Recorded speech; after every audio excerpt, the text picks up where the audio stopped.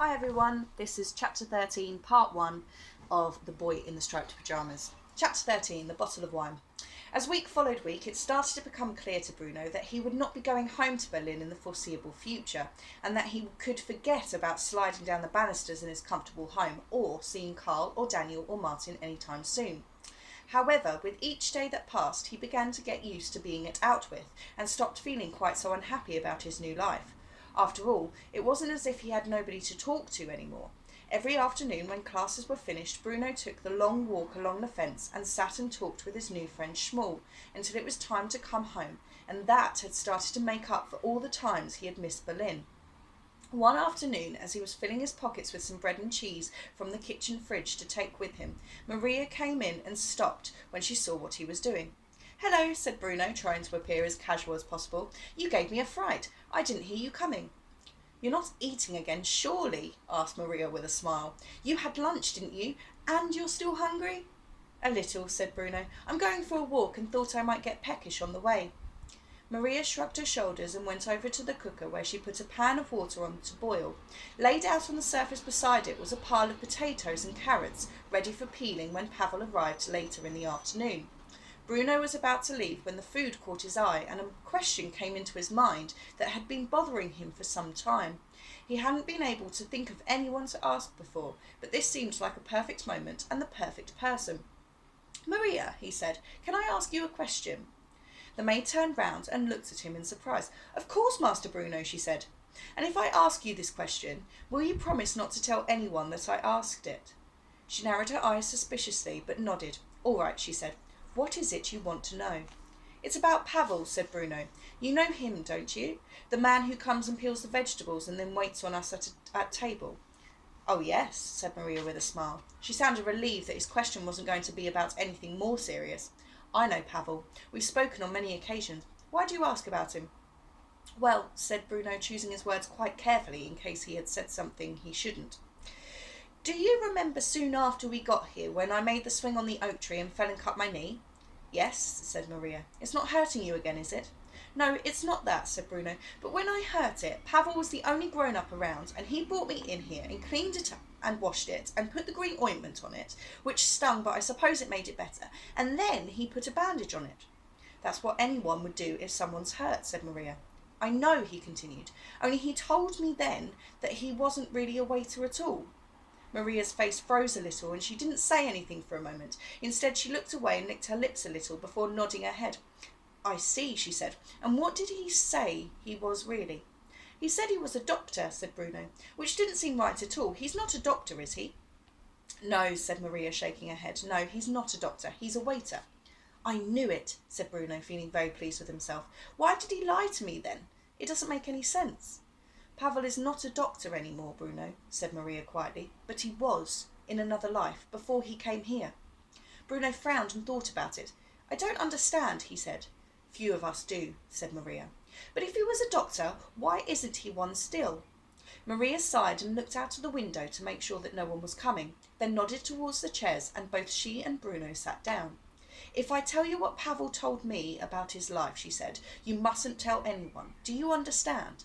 We would all get in terrible trouble."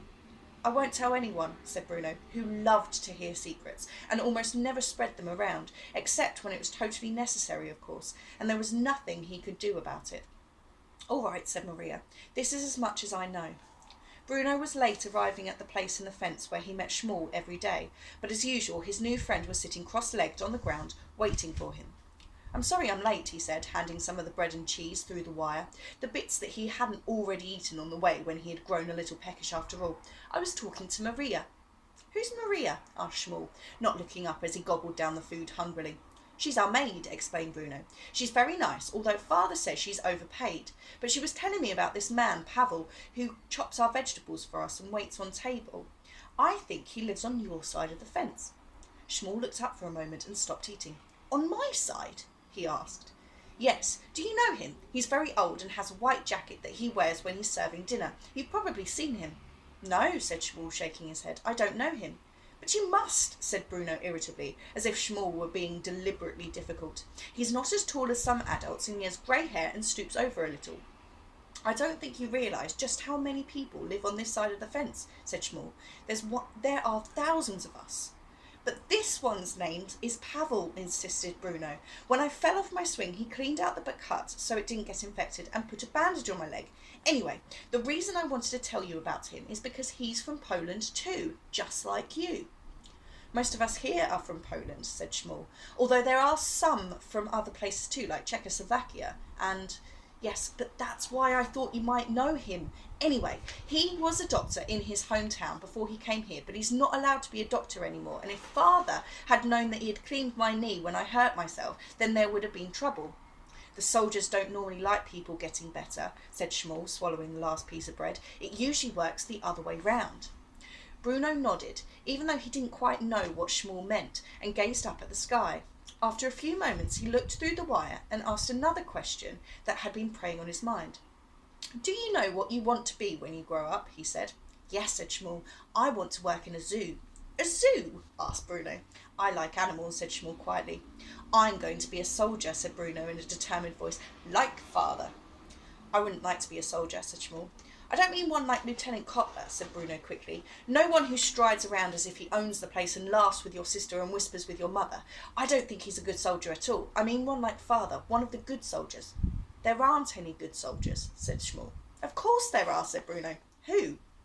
Well, Father for one, said Bruno. That's why he has such an impressive uniform, and why everyone calls him Commandant and does whatever he says. The Fury has big things in mind for him because he's such a good soldier. There aren't any good soldiers, repeated Schmall. Except Father, repeated Bruno, who was hoping that Schmall wouldn't say that again because he didn't want to have to argue with him. After all, he was the only friend he had here at Outwith. But Father was Father, and Bruno didn't think it was right for someone to say something bad about him. Both boys stayed very quiet for a few minutes, neither one wanting to say anything he might regret. You don't know what it's like here, said Schmall, eventually in a low voice, his words barely carrying across to Bruno.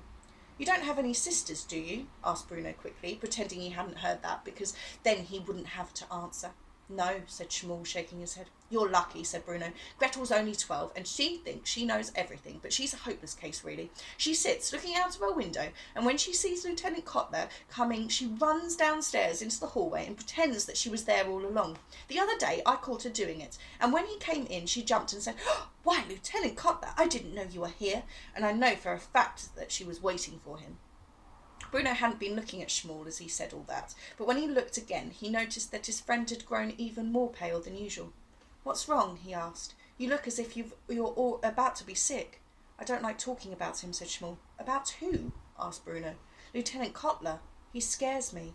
He scares me too a little, admitted Bruno. He's a bully, and he smells funny. It's all that cologne he puts on. And then Schmall started to shiver slightly, and Bruno looked around as if he could see rather than feel whether it was cold or not. What's the matter? He asked. It's not that cold, is it? You should have brought a jumper, you know. The evenings are getting chillier. And the question for part 1 is, what do you think about the soldiers in the story so far?